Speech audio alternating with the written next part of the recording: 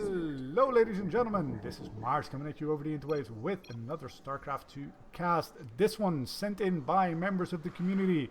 If you'd like to have your replays cast, take your replay, upload it to GG Tracker, Spawning Tool, something like that, and post that link in castit.reddit.com, and a member of the community, such as myself, will get down to cast it. If you would like to have me cast it, send it to marshgaming@gmail.com. And if you'd like to have my co-caster Traffic cast it, then what should they do? You can send it to me on Twitter at RealTrafficXXX, and it is an absolute pleasure to be casting with you this morning, Marsh. Hello. Let's do a little bit more of the intros and where people can find you after I introduce this man, which is the DoorMan, in the top left side of King Sejeong Station. There he is. And over here on the bottom side of King Sejeong Station, he's the red Protoss player. It's Carbon. And it looks like he's from Rival Gaming, which, interestingly enough, is actually a rival clan for Polygon. Oh, wait. Should we be giving him this attention? Should we just stop right now? Probably not, dude. Let's just cancel the cast. Like, we can't be giving them any attention. God, that would be bad. I don't know. Rival Gaming. I've never heard of him. What did I do? Did I do YouTube videos as well? Or did I just play StarCraft 2, such as this guy's there? I think they have a pretty decent amateur level team. I know APOC is on Rival Gaming, and he has definitely been a pretty important practice partner in the Polygon circle as well. Right, I thought APOC was on our team. I think that he was in between the teams for a while, and I think he's full-on Rival at this moment. Ah, well, good on you, Rival Gaming thingy, because APOC's a pretty good player. Anyway, we've got DoorMan, who isn't part of Rival, just going for hatch first and following it up with the spawning pool. But his dreams and hopes of getting a third hatchery down on time and on schedule were dashed by a valiant probe sent forward by our rival player, Carbon. Here's something I haven't seen in a while. It looks like a gasless play until, let's see, it looked like around 28 to 30 supply. He took a gas, then another gas after that, but circling speed going to be kind of slow in this game. Yeah, that is odd, especially going up against a Protoss player. Protoss very, tending, that's not a correct way to build a Sinus, but tending heavily these days to build a lot of adepts and shading on. In that, you really want to speed in order to deal with that, and in order to get circling speed, you need, well, gas. So yeah, it's odd that he got the gas as late as he has, and now that he is getting gas, he hasn't even gotten a speed up at all. He's not investing into the Roach Warren. What are you doing, DoorMan? What is your plan in this game? What would you do in this game? Because you are a Zerg player, and you are of this guy's level as well. Well, one thing I can say is he's got one of his bases fully saturated on minerals with 16 guys there, so this does kind of make sense. And I believe I would wait to take any additional gas geysers until my natural and my third base are quite saturated. So as far as his tech, I'm not sure, Marsh, but we'll have to see with this layer on the way. Well, I hope the layer either gets him an Overseer or he's going to put down some spores, because Carbon is planning on DTing him. That'll be very, very short game if DoorMan doesn't have any sort of detection whatsoever. He's getting his Warp Prism out to deliver those DT right to the front door of DoorMan. And yeah, layer's done, and there goes the first Overseer. So it shouldn't kill him completely. He's getting the first couple of roaches. Nope, we got a Roach Warren. No, still building. My apologies. He's got no army units whatsoever outside of the 4 queens. And queens, very good units, but against, I don't know, we've got 4 gateways worth of DTs. If he fully commits, yeah, queens are not going to hold this. There goes the first Spore Crawler. This is really well timed out. As a Protoss player, Marsh, where would you try and drop these DTs off? I would actually fly it over. Oh man, there was a little bit of a problem with lag there for our players. I would actually either go from this side or exactly from the other side and do what he's... No, he's actually going to walk them in. I would leave them in the War Prism. I would fly over, drop 2 of the DTs in this base, maybe 3, considering that that would get the Spore Crawler quick enough, and then go on to the main base and drop an additional 2. But there are Spore Crawlers in the main base. There were roaches there to ward it off, and I think this is probably the best choice he could have made by just backing off. And it'd be interesting to see if he's going to try and drop these Archons in the mineral line, because Archons with the splash damage do quite a bit of damage to workers. That looks like it's going to be his plan, Marsh. Is this Warp Prism skirting around the edges of Creek? Let's see. Did that Queen get a glimpse of it? Ooh, it's very close. No, DoorMan not spotting that Warp Prism right outside his perimeter. As it inches his way towards the Creek. Yep, there we go. Does get and it's spotted. Overseer hot on the tail of that Prism. Oh, there we go. Ooh, the Archons dropping out. Getting some splash damage on the roaches. He's gonna pick them up as they get weaker. This is nice micro. Kills one of the roaches, damages a couple of the other ones. Yeah, it's one of the really nice things about Archons. Just the amount of shield they have. So they're very easy in this early game. If you're going up against 4 roaches, timing that pickup and the drop off, it's a lot easier than, you know, some of the other things you may be trying to do this with. Like, you know, tanks if you're a Terran, or Queens if you're a Zerg. I've seen TLO do this. I know this is a thing. The creative one. What hasn't he done, really? But yeah, the DoorMan managed to hold that off quite nicely, saturated his 3 bases, but Carbon also going up to a very healthy worker count. We got 64 to 60, so both players fairly well situated in their economy. Their tech going about the same range, although the upgrades by DoorMan are a little bit ahead, and he's got 2-2 on the way, whereas Carbon has only got the 1 forge whirring away.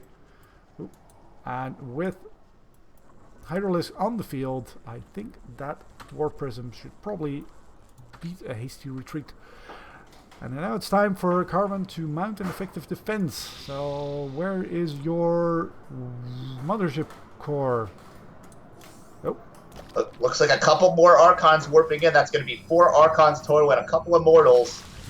DT's warping in. He's going to go for the snipe on the Overseer. Will he get it, though? Ooh, he's going to have to be very careful. That is his only Overseer. Oh, man. And he knows... Okay, never mind. There's 2 Overseers. So he knows DTs are on the field. He's going to have to be careful with those. If he had that Warp Prism in a better place, oh, he is moving that out, as a matter of fact. He could do something to the back, you know, mineral line. Drop in 4 DTs. They take out the Spore Crawler before you even lose 1 DT, or, you know, even lose 1. And then the rest of the mineral line is at your mercy. So Carbon threatening with the backstab and leaving DoorMan right here in the middle. Does he know where his opponent is? He sees this. He sees this. Is he going to do anything? Oh, that would have been a nice concave, and he does manage to... Roaches and Hydras coming forward, Marsh. And those Archons are too slow to run in such limited range. They're popping. They got a lot of shields, but they're popping. They're all popping. And that just leaves 3 Immortals. And yeah, Immortals are pretty good at Legacy at the point, but I don't know if they're going to be able to survive this fucking barrage from the Roaches. As another Mortal goes down... The only thing that's really working in Protoss' favor at this point is they're both on 3 bases, but that was a great fight for DoorMan. Yeah, completely resetting the army count, pretty much. The Protoss now on 40 armies. Oh, and I thought he was going to send in the DCs for a second there, but no, he is warping into Archons, and the automatic targeting mode means that the Archon does actually get away. No, 2 of them pop right as they spawn. But now we've got just the 1 Archon, a couple of charge lot, and no more photon overcharges, because that is the last of the useful pylons. And these units are left to just completely get the mineral line on that 3rd base if you so chooses, but DoorMan is a merciful... Nope, no he isn't. Fuck you, probes.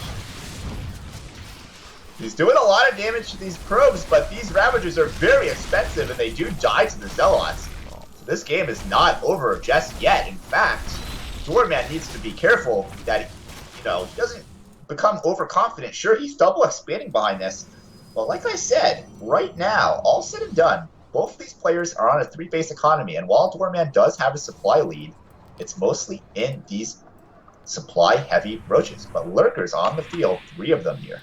Yeah, and we've got one over here to see that observer of the Protoss army. So let's see if we can snipe, who can snipe what before the other one. It looks like Carbon's staying on ground base unit, so he's not going to be able to shoot up.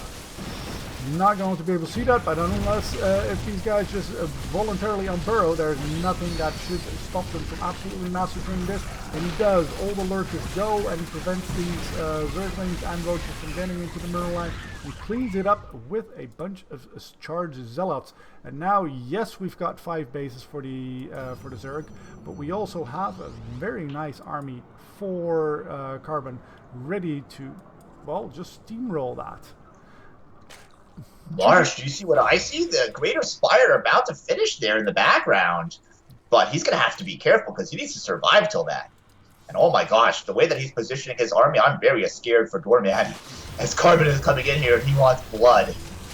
Yeah, he is trying to make sure that he doesn't get backstabbed by 2 Archons in the thing, but nope. While all of that pretty micro is going on, the rest of the army does get into that 4th and or 5th base, depending on when you started counting this. And steamrolling, I named it. Yeah, I'd say that's pretty good. Ooh, man, Carbon saw those Corruptors, so he knows what's up. He's going to push even harder now, probably, knowing the Broodlords are about to pop. But this is actually a really key location to morph the Broodlords. Here on the high ground, they should be safe, I believe. Yeah, and there still isn't much that can shoot up. Yeah, he's got 5 Archons, excuse me. But they have to get very, very close. Carbon expanding on the back of that himself and moving into that base and sees the first sign of those Broodlords. And there is an entire army between Carbon and those Broodlords, so he can't even begin to start shooting up. Wow. Oh man, this is so close, man! The Immortals in the back just refuse to die. It doesn't matter that the Broodlords are up there. And the Archons actually focusing down these Broodlords. And that is not what you want to have happen. As those Broodlords are so expensive. I mean, the Protoss player doesn't mind treating a couple of units to get rid of those Broodlords. Damn. Yeah, one of the the original Broodlords survived that. Now, I'm assuming Carbon Alright, I was going to say, I'm assuming Carbon, rebuilt his army with things that shoot up, but no, more Zealots it is. And yeah, I can't really blame him. Those are pretty good, have worked well for him so far, but yeah, his opponent's got 2 Broodlords right now. He's morphing another 2. And yeah, no more Archons that shoot up. Instead, he's got a couple of Stalkers, but he gets surrounded by the Zerglings and is going to be able to fight that off with the help of including some of the DT, which nothing can see right now. Because all the Overseers are gone. Those Broodlords are just completely uncountered. I mean, he won the first fight, but he's got all these Immortals and he hasn't switched his unit composition at all. He's only morphed in 2 Stalkers. I mean, how does he expect to deal with these Broodlords with Archons? I mean, maybe that worked once, but I mean, these are Broodlords, man. He needs something that shoots up. And he needs something that can actually reach the rest of his army because those rocks are still up, meaning that, yeah, his base is right there.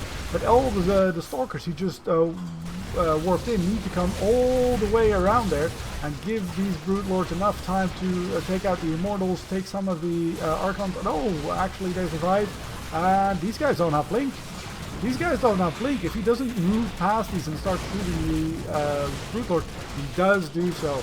Now there's only 4 of them left. He does lose 2 of the Broodlords. He's going to lose 1 more, maybe?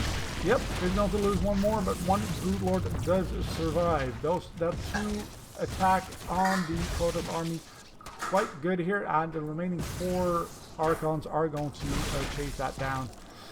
In the Yeah, dude, that's meantime, actually quite good for Carbon because these Broodlords are so expensive and they're much better in big groups, and Doorman keeps losing them in small groups. So really, Carbon with the fourth base, all he has to do is keep trading like relatively evenly, keep the Broodlord count low, and he should be in a reasonable position here. yeah, I do not dislike his position at all. We do have a Templar archive starting to go down and a little bit of a run by, and there's no cannons being built just yet, so this mineral line is completely at the mercy of these Zerglings, who are going to get quite a number of workers before those zealots finish warping in. Currently 25 to 6 workers killed, but yeah, it doesn't really matter because it's 57 to 61. Quite a nice balance of workers between these two players. It's a very even game. It's not at all what I was expecting, actually. It's quite a slugfest, but I think Doorman really needed those links to be basically miracle workers, as the worker count is deep in here. And, well, I mean, I guess it's okay to be on eager worker count, considering the Zerg is on Hive Tech, but the problem is that his army supply is 20 below the Protoss, and you don't normally want to be down in supply against a Protoss player. We got another walk by. This is another walk by of a couple of Zerglings sacrificed in order to get a few more worker kills. He did get another 3 worker kills just now, but now the probes, the workers, manage to stay out of reach of these Zerglings. Instead, they're going up against Zealots. Zealots with 2-1 attack. And in the meantime, we take out the 4th / 5th base once again. This guy is having trouble keeping a hold of any base beyond this 3rd. I must say, dude, it's quite impressive how Carbon is dealing with this Broodlord attack with just pure Archons. Not even morphic any Stalkers, just a shit ton of Archons, and here they come forward. Just Archon Immortal charge lot. And, well, there's 3 Broodlords here, but will it be enough, Marsh? Yeah, I'd have a hard time saying that. It's weird because if you're playing correctly, like, Archon shouldn't be able to get close enough to the actual Broodlords to damage them. They should be kept in place by those Broodlings, but that means you need enough to really tie them down, and he doesn't have that. There's another walk-by. Seriously, I need to stop calling them walk-bys because these guys do actually attack quite quick, and they run quite quick as well. Taking out another, I don't know, I think that was 5 workers, and we've got another engagement right here. We got the Archon. Here we got the big engage though, man. Those roaches just being totally annihilated, and the Broodlords being focused down. GG! GG. Oh, yep, nicely played. By both players, by the way. I quite like both of them. The early aggression by a little bit of both players, and then the slugfest going back and forth, taking out the 4th and 5th base again and again and again until there were just too many Archons, and at that point it became a losing battle for Doorman. Could never quite get up there in army supply again, and he completely came in with that Protoss Death Bolt in the end, and this is what happened. GG.